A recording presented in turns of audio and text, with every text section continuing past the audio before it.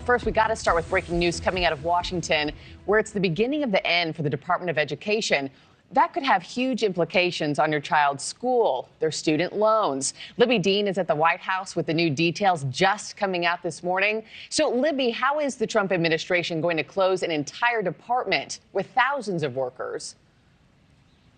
Hey, Marky. So we're actually learning just moments ago that a White House official is telling me that President Trump will sign an executive order this afternoon that directs Education Secretary Linda McMahon to begin dissolving that department. Now, this was a campaign promise that we've really heard from the president since the start. But what he wants to do is send education back to the states by dissolving the Department of Education. Drafts of the executive order reportedly direct the new secretary of the department to take all necessary steps to facilitate the closure of the education department. And this is a key part here in this draft, saying, quote, the maximum extent appropriate and permitted by the law is what Trump wants the secretary to use. Now, President Trump is expected to sign this order this afternoon, and the White House says that they're going to share later details with us this morning. So we'll learn more about what exactly this executive order would do, aside from overall just dismantling and dissolving the Department of Education at the hand of Linda McMahon.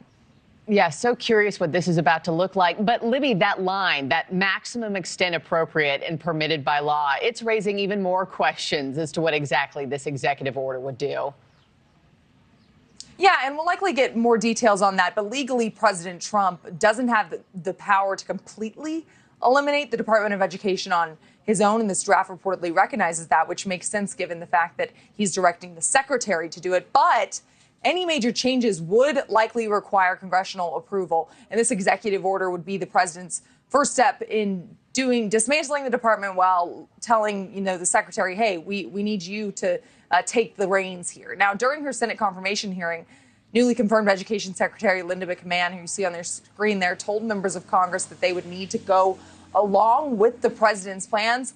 Now, also at the Department of Education, we've seen layoffs, and this is likely just the beginning of unwinding of the department. And it was all triggered by Linda McMahon's swearing-in ceremony, which was earlier this week. So we're just starting to see this, but this executive order signing going to be later this afternoon with the president. Yeah. Marky. And what her leadership is about to look like. All right, Libby Dean, live from the White House. Thank you.